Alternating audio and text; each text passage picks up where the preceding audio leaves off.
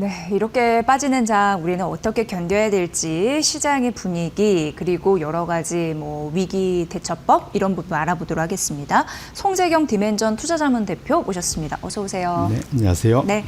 오늘 장 초반부터 이제 사이드카도 발동이 됐습니다. 그러면서 전반적으로 그동안 많이 올랐던 타라 미끄러지는 것도 좀 가파르네. 이렇게 심리적으로 좀 두려워져요. 그래서 방송하면서 저도 힘이 잘 안 나던데 투자자분들은 오죽하시겠습니까? 자, 오늘 시장을 어떻게 좀 분석하실 수 있을까요? 예. 네, 말씀 주신 대로 사실 어제 전 세계에서 우리가 제일 많이 올랐고 사실은 어제부터 우리나라를 필두로 사실은 전 세계 조정이 좀 시작이 된 거죠. 어제 우리가 먼저 빠지고 미국 빠지고 다시 이제 우리가 그걸 받아서 또 다시 이제 하락을 보이고 있는데요. 당연히 이제 많이 오른 시장이 당연히 그 소위 이제 어쨌든 변곡점에 왔을 때는 당연히 매도세가 좀 많을 수밖에 없는 것이 이제 첫 번째고요. 오늘 아마 그 지금 하락 종목들을 쭉 순위를 내려보시면은 아마 그 앞에 다 그 레버리지 ETF, 레버리지 뭐 ETF, 레버리지 뭐 ETF 뭐 이런 게 대부분 뜰 겁니다. 그래서 보통 이런 변곡점에서는 그러니까 레버리지, 그러니까 올라갈 때도 그들이 맨 선두지만 또 이 빠질 때도 그들이 대부분 선두입니다. 그래서 제가 전에 이제 B2 얘기하면서 테슬라하고 뭐 테슬라 2배짜리 뭐 이런 거 말씀드렸는데 통상 그 마지막에 들어오신 분들이 보통 못 참고 또 다시 이제 이게 단기적으로 레버리지 관련된 것들의 투매가 있을 수밖에 없는 그런 이제 지금 흐름, 결국은 매도가 또 다른 매도를 낳는 이제 그런 상황이다 보셔야 될 것 같고요. 어쨌거나 근데 이제 기본적으로 이제 내가 지금 그 소위 그냥 주식을 내 돈으로 그냥 그대로 들고 있다라고 하면 이건 또 다른 이제 변동성의 한 상황이기 때문에 그렇게 놓고 본다면 그것은 기다리면 결국은 다시 올라갑니다. 근데 레버리지는 못 기다리죠. 왜냐하면 이유는 전에 말씀드린 ETF는 많이 고점에 레버리지를 샀으면은 올라갈 때 그보다 더 많이 내가 투자를 추가로 더 넣어야만 이제 빠르게 올라가는데 그렇지 못하면은 레버리지 ETF는 그러니까 올라갈 때 충분히 상승분을 회복을 못 하고요. 특히 또 이제 은행에서 신용으로 한 분들은 이게 빠르게 이게 만약에 그 소위 그러니까 증거금 요구 사항 수준까지 내려오면 당연히 이제 그걸 고민하게 되는 거죠. 이제 네. 이런 것들이 보통 결국은 시장의 급변동은 결국 B2에서 다 발생되는 거다. 레버리지든 신용이든 결국 다 B2이기 때문에 그래서 제가 전에도 한번 B2는 가급적 조심하시고 맞아요. 하시더라도 짧게 하셔라.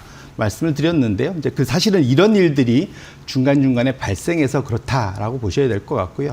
다만 그냥 같은 ETF라도 그냥 알주식을 갖고 있는 ETF나 개별 종목을 그냥 쭉 들고 계신 분들이 입장에서 놓고 보면 당연히 이것은 변동성도 시장의 한 흐름의 일환입니다. 그래서 그렇게 놓고 보면 지금 상황에서는 많이 내가 수익을 냈었으면 일부 실현하셔서 현금을 들고 가는 것도 방법이 있지만 그렇지 않고 혹시라도 지금 요 상황인 분들은 오히려 그냥 사실은 현재 알주식은 들고 가는 것도 한 방법이다. 왜냐하면 여기서 섣불리 움직였다가 위아래로도 다 리스크가 있기 때문에 그렇다. 이렇게 말씀드립니다. 네. 그리고 이제 팔란티어를 위시한 AI 기술주의 버블 논란, 밸류에이션 부담 이런 부분 때문에 미국 시장 낙폭이 있었고 그걸 고스란히 또 우리가 받아서 많이 오른 만큼 또 가파르게 좀 떨어지는 흐름들. 역시나 투자 유의사항은 괜히 있는 건 아닌 것 같습니다. 맞습니다. 그런 부분에서 또 잘 지켜야 되는 이런 때 또 크게 다치지 않으려면 그런 부분 좀 들어봤고요. 지금 미국에서도 유동성 경색 우려가 있습니다. 근데 시장을 들어주는 굉장히 중요한 힘은 유동성, 돈의 힘이란 말이죠. 맞습니다. 이런 부분에 대해서 우리가 또 리스크, 오늘은 이제 리스크를 잘 관리하는 게 핵심이기 때문에 좀 여쭤보도록 할게요. 예. 오늘 시장만 보면 온통 파랗고 네. 내 포트폴리오 보면 답답하고 하실 텐데요.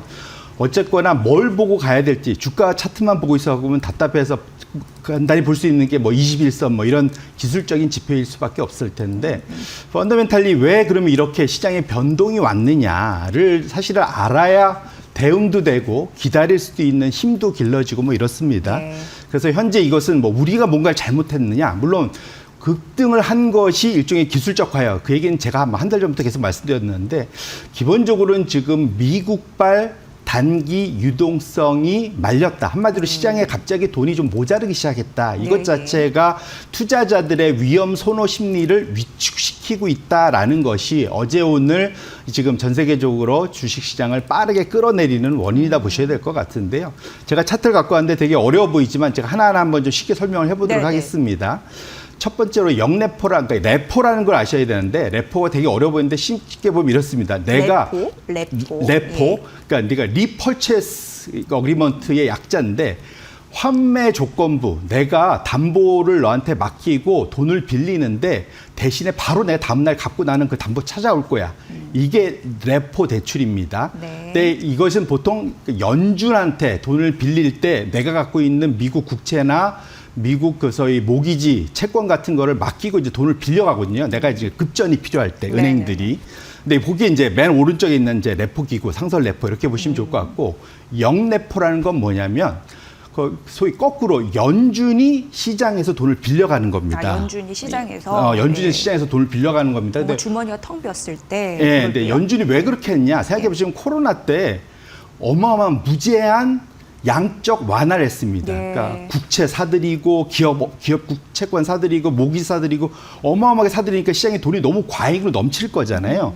그거를 사실은 다시 걷어들이는 걸로 역레포라는 걸 썼는데 무슨 말이냐면 너 시장에서 돈 굴려봐야 너 지금 남는 거 없잖아. 그때 제로금리였잖아요. 네. 내가 금리 좀 높게 줄 테니까 그거 남는 거 굴리지 말고 우리한테 맡겨.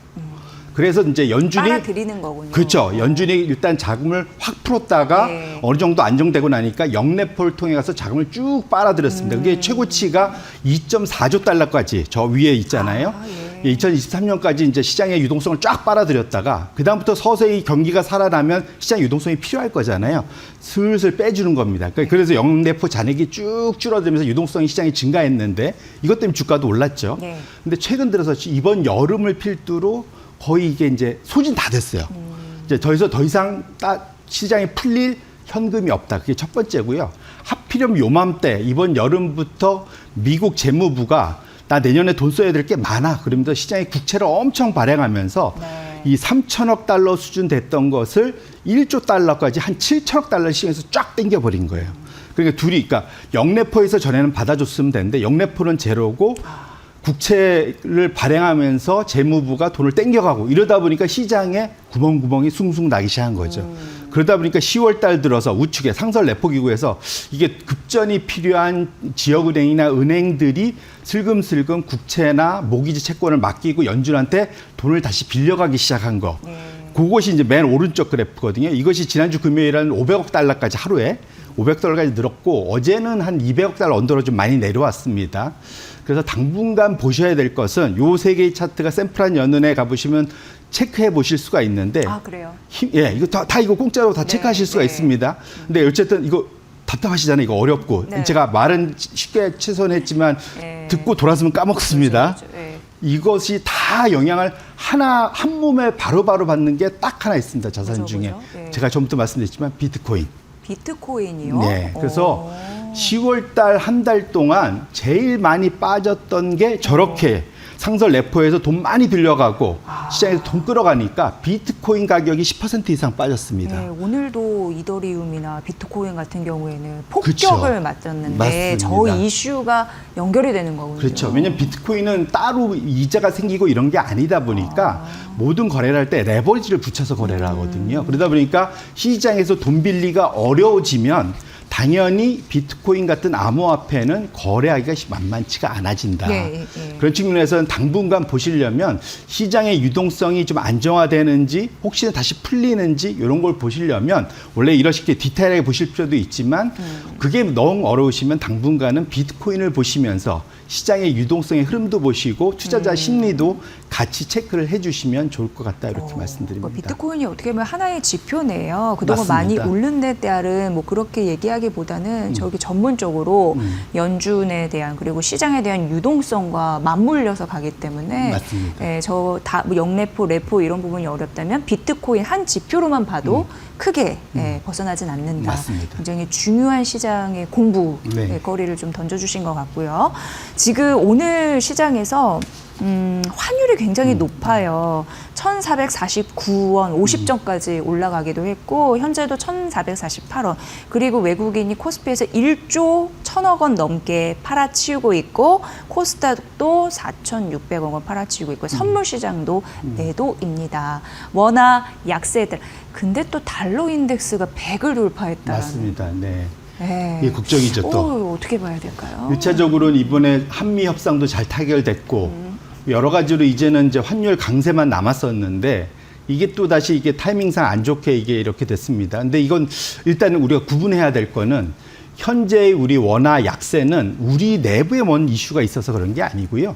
미국의 시장 유동성이 말려서 미국의 이슈 때문에 그러니까 결국 이것이 그 달러 유동성이 부족해지면서 달러 강세가 나타나는 거다 보셔야 될 것 같습니다. 결국 많이 받아서. 네네 맞습니다. 그러니까 미국 내에도 돈이 부족하니까 네. 원래 달러가 미국 내에서만 쓰이는 게 아니라 전 세계적으로 쓰이잖아요. 예. 그런데 이 달러가 내에서 부족하다 보니까 외부에도 이제 같이 부족해지면서 달러 지수가 말씀드린 대로 100을 넘어선 게 원래 지난 1년간 110에서 95까지 내려왔다가 지금 100까지 좀 올라온 거거든요. 네. 근데 지금 차트를 내가 두 번째 갖고 왔는데 아까 말씀드린 영내폰이 뭐 재무부 국채 발행이니 뭐 이런 걸 다 포함해서 검정색 하나 보시면 되는데 이 검정색이 그걸 다 포함해서 올라가면 유동성이 증가하는 지표고요. 내려오면 유동성이 감소하는 겁니다. 근데 최근 들어서 지금 떨어졌나? 엄청 많이 예. 떨어졌죠. 확 내려왔죠. 예. 근데 거기에 비해서 이제 저기 붉은색 선이 달러 지수인데 DXY 달러 지수가 아니고 무역 가중 달러 지수입니다. 이게 진짜 실질적인 거죠.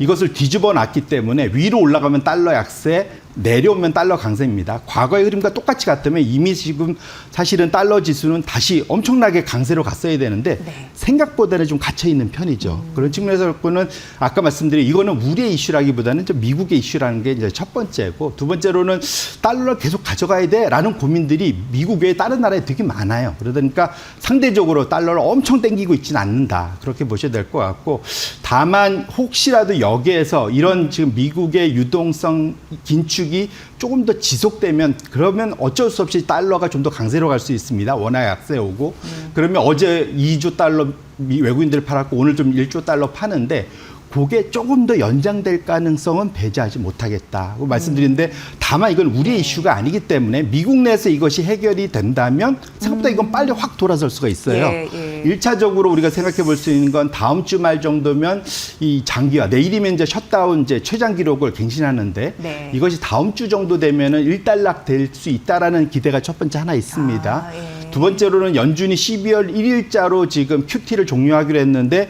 분위기가 조금 더 험악해지면 좀 더 땡길 수도 있어요. 그러니까 이런 두 가지 그런 변수가 있기 때문에 그럼 미국 내에서 이것이 자정작용이 해결이 되면 다시 현재의 그런 원화 강세는 일단락 될 수가 있어서 그건 오히려 역으로는 우리 시장에 또 기회로 작용할 수가 있습니다. 그렇게 놓고 본다면 앞으로 이것이 우리나라를 다 팔고 외국인들이 다 나갈 거야. 라고 생각하기에는 조금은 좀 단기적인 그런 수급상의 이슈가 발생하고 있는 거다라고 보셔야 될 것 같습니다. 이게 코리아의 문제라기보다는 달러, 미국 쪽의 이슈이기 때문에 이런 부분이 조금 해결이 된다면 이런 건 다시 또 제자리 네. 정상화될 가능성이 있다라는 부분이고요. 최근 시장이 가파르게 오른 데에는 뭐 삼성전자, SK하이닉스의 큰 힘이 있었기 때문 아니겠습니까? 근데 오늘 시장이 이렇게 급락하는 이유도 양대 산맥이 무너지다 보니까 이거 무너졌다고는 얘기는 하면 안 될 것 같아요. 아직 네. 모르는 거죠. 그럼요. 네. 오늘 6% 정도 이제 떨어지고 있는 상황인데 그렇다 보니까 시장이 맥을 못 추는 흐름들. 근데 이제 이런 얘기 또 오늘 많이 나와요. 이때 사야 되냐? 그런 만큼 지금 이 조정이 매수의 기회인가 이렇게 다들 시선이 꽂혀 있는 듯한데 삼성전자, SK하이닉스 뭐 어떻게 봐야 될지 궁금합니다. 뭐 예. 결론적으로는 저는 지난주에 미국의 빅테크 5가 실적 발표하면서 나타난 현상을 보고 무슨 말이냐면 아마존, 알파벳은 되게 실적이 좋았고 실적 발표 후에 성과도 되게 좋았고 반면 메타는 아주 박살이 났죠. 네. 대별되는 그 속에서 우리나라 HBM이 앞으로 좀 더 좋아지겠구나라는 그런 힌트를 얻었습니다. 다만 아까 말씀드린 대로 여기서 지금 SK하이닉스 분명 이제 지금 주가 빠지면 사고 싶은 마음들 많으실 텐데 네. 최근에 장을 보시면 개별 종목 하시는 분들은 지수를 쫓아가기 쉽지 않으셨을 거예요. 이게 왜냐하면 순환매로 돌아가면서 올라가니까 맞아요. 이런 측면에 있어서 그래서 전에도 말씀드렸지만 아예 포트폴리오 전략을 말씀드릴 때 절반 정도는 지수를 쫓아가시는 게 앞으로도 좀 좋을 것 같고요. 혹시라도 중간에 좀 못 들어가신 분들 있으면 이번이 기회라서 지금부터 한 몇 개월씩 매주 매일이라 좀 나눠서 지수를 쭉 꾸준히 한 절반 정도 사시면 좋을 것 분할 같고요. 매수로. 예. 예. 그다음에 그 사이에 이제 내가 그래도 나는 삼성전자, SK하이닉스 같은 반도체가 좋아. 그럼 거기에 엣지를 더 넣을 수 있죠. 예. 그래서 그런 식으로 개별 종목들이나 개별 업종 테마 ETF를 좀 더 담으시고 적어도 현금을 적어도 좀 많게는 한 3, 40%, 적게는 1, 20%를 왔다 갔다 하면서 이렇게 떨어졌을 때 내가 대응할 수 있는 여력을 개인분들은 꼭 가져가셔야 돼요. 네. 근데 여기서 욕심나니까 이걸 넘쳐서 그냥 레버리지로 잔뜩 지르면 이럴 때 그냥 안고 떨어지잖아요. 그래서 욕심을 좀 덜 내시고 시장이 100 가면 난 80만 갈래 라는 마음을 갖고 20%를 남겨놔야 내가 이럴 기회가 있을 때 사실은 얻어 걸리는 그런 추가 기회가 있다. 저가 매수할 수 있는 그런 말씀을 꼭 좀 드리고 싶다는 걸 먼저 말씀드리고요. 지금 삼성전자하고 SK하이닉스에 왜 미국 실적을 보고 기회가 왔다고 생각하냐면 아마존, 알파벳, 메타, 마이크로소프트 다 실적 좋았어요. 근데 주가를 완전히 갈라놨거든요. 네. 가장 큰 이유는 아마존, 알파벳은 첫 번째로 외부한테 서비스할 수 있는 데이터 센터 서비스를 하고 거기가 성장한 게 첫 번째고 두 번째로 이들은 자체 AI 칩을 드디어 개발 성공해서 자기 데이터 센터에 심기 시작했습니다. 하이퍼 스케일러뿐만 네. 아니라 예. AI 칩 자체 제작. 예, 그걸 그 안에 원래는 엔비디아 거 다 사다가 있잖아요. 예, 예. 이제는 AMD하고 뭐 일부 한다, 브로드컴하고 한다, 뭐 이런 얘기 하지만 이제들은 어쨌든 자체 AI 칩을 만들면서 엔비디아의 독점으로부터 벗어나서 얘가 값도 싸고 성능도 괜찮은 거예요. 심지어 외부 고객들도 막 이제 유치하기 시작했습니다. 이러다 보니까 이제는 GPU를 만들어낼 수 있는 데가 늘어난 겁니다. 네. 엔비디아 우리 하나만 보고 우리가 삼성전자, SK하이닉스가 목매고 있었는데 이제는 아마존한테 직접, 구글한테 직접 납품할 수 있게 된 거죠. 네. 반면 이제 메타는 내 혼자 다 팔아야 되고 일부는 실제로 엔비디아한테 여전히 독점에 물려 있기 때문에 메타에 대해서는 상대적으로 그러니까 박한 점수를 줬다 보셔야 될 것 같고 결국은 그럼 HBM 종목은 삼성전자, SK하이닉스, 마이크론 세 개에서 더 늘어날 수 있느냐? 없죠. 이것은 그대로입니다. 진입 장벽이 높기 때문에. 예. 예. GPU는 늘어나는데 예. 그 플레이어들이 HBM은 세 개 그대로라서 네, 네. 이 상황이 지나가면 내년으로 가면 목소리가 훨씬 협상력이 훨씬 더 커질 수 있다 보셔야 될 것 같고요. 이렇게 놓고 본다면 여전히 SK하이닉스, 삼성전자에 대한 내년의 실적에 대해서는 크게 걱정하지 않아도 되지 않을까 개인적으로 그렇게 말씀드립니다. 오, 송재기 대표님이 이런 말씀해 주시니까 갑자기 최태원 SK그룹 회장이 AI 서밋에서 한 얘기가 생각이 나는데 GPU? 메모리다 이런 얘기 했거든요. 맞습니다. 네. 근데 그 같은 선상에서 네, 맞습니다. 이해하면 되는 거죠. 그렇게 말한 의도가 분명히 좀 있다라는 생각이 들면서 잘 나가는데 오늘 왜 이렇게 빠지나 좀 되게 아쉽네요. 어쨌든 예. 살 수 있는 기회를 말씀 주신 대로 주는 거죠. 또 어찌 보면. 네, 어떻게 보면 이거는 기회일 수 있다라고 이제 조임스게 말씀해 주셨고 지금 이재명 대통령은 굉장히 강해요. 이 피지컬 AI 강국으로 만들겠다. 그러면서 이런 또 경주 에이페 2025도 성공적으로 좀 됐고 그러면 예산을 거기에도 집중하겠다라는 얘기도 했습니다. 우리한테 시사하는 점이 많습니다. 투자 전략 측면에서요. 네. 예, 예. 결론적으로는 엔비디아 입장에서 우리나라가 필요합니다. 그 26망장을 그냥 주는 게 아니고요. 사실은 아까 말씀드려도 자기네들 독점력이 약화되니까 삼성전자, SK하이닉스를 계속 붙잡고 가고 싶은 거예요. 네. 사실은 그래서 그걸 내준 거라 보셔야 될 것 같고 이제는 우리가 전 세계 3위의 AI 강국이 됩니다. 그걸 가지고 자체 모델링을 할 수 있겠다는 건 엄청난 변화입니다. 사실은 네. 그래서 피지컬에서 현대차 그러니까 자율주행 이런 데서 우리가 테슬라에게 뒤졌던 건 바로 쫓아갈 수 있는 여력이 생긴다고 보셔야 될 것 같고요. 또 삼성전자, SK하이닉스 같은 데에서 소위 그 AI 팩토링 또는 그것을 이용해서 로봇 쪽에서의 그런 그 소위 확장성 이런 것들을 아주 레벨업을 단기간에 미국, 중국을 쫓아갈 수 있게 됐기 때문에 그런 측면에서 놓고 보면 정부가 도와주고 또 우리 기술력을 가지고 그 GPU를 가지고 사실은 개발해 낸다면 아주 짧은 시간에 우리의 위상이 올라갈 수 있어서 그렇게 놓고 보면 이쪽에서의 기대감은 충분히 계속 가져가셔도 되지 않을까 이렇게 말씀드립니다. 네. 왜 피지컬 AI가 뭔지에 대한 개념만 좀 확실하게 있으시다면 피지컬 AI 시대 이게 경제에 대한 잘 개념 모르셔도 로봇이 그 굉장히 중요한 대상이 되겠다 이렇게는 많이 느끼실 것 같아요. 그런 의미에서 로봇 같은 경우에도 앞으로 시대를 주도할 수 있는 굉장히 중요한 주도 섹터가 될 거라는 막 그런 느낌적인 느낌이 들거든요. 네, 오늘 이제 장이 떨어지니까 웃음을 좀 피해야 되는데 네, 로봇 하면 이제 생각이 막 나니까 로봇 투자 전략은 어떻게 좀 가져보면 좋을까요? 네. 일차적으로는 로봇주들이 미국도 그렇고 우리 많이 빠지고 있습니다. 가장 큰 이유는 매출이 아직 작아서 그래요. 네. 그래서 멀티플이 되게 높아서 비싸서 그런데 앞으로의 성장성은 확실히 담보돼 있다 봐야 될 것 같고요. 두 가지를 보셔야 될 것 같습니다. 하나는 핵심 기술을 누가 갖고 있느냐. 그게 뭐냐면 소위 액추에이터. 막 관절 움직여야 되잖아요. 이것의 핵심 관절. 기술 갖고 있는 일단 기업이 결국은 롱런할 거다. 첫 번째. 두 번째로는 중국하고의 가격 경쟁력 싸움을 해야 됩니다. 중국이 워낙 값싸게 잘 만드니까 이걸 이겨내려면 뒤에 든든한 뒷배가 있어야 됩니다.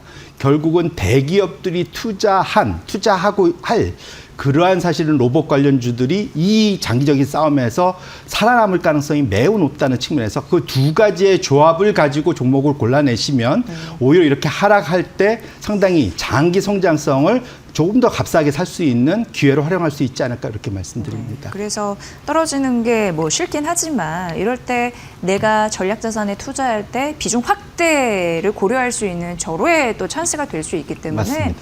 위기를 기회로 바꾸는 투자 전략에 대해서 알려드리겠다라고 예고를 한 바 있고요. 또 과거 학습 효과상 그랬던 경우가 또 무수히 많기 때문에 이런 기회를 또 잘 활용해 보십사는 조심스러운 얘기를 좀 드리도록 하겠습니다. 오늘 장이 많이 고꾸라지고 있는데 좀 용기 내셨으면 좋겠고요. 그에 대한 또 현명한 전략에 대해서 세워주신 것 같아 감사드려요. 송재경 디멘전 투자자문 대표의 분석이었습니다. 잘 들었습니다. 네, 고맙습니다.